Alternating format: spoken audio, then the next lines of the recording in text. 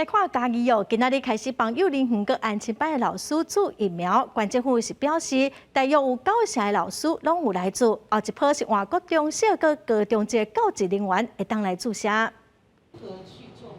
分流安排来的教职人员等待要来注射。嘉义市有942位，嘉义县有1252位幼稚园老师甲教职员工，拢伫今仔日开始来做疫苗。 很多的家长，还有很多的老师都蛮期待复课的。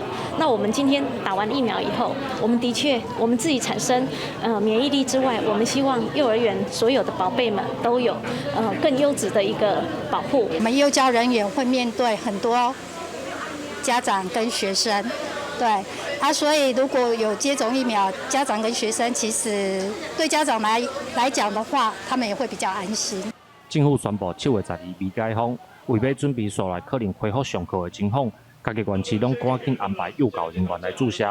嘉义县为要提升注射的速度，各改良设备来减轻医护人员现场的工作。快打车直接推到民众面前，然后直接帮他们插入健保卡，那我们就可以读取资料，就立马可以帮民众挂号。只要接触的人很多然后打了之后应该会比较有保险这样。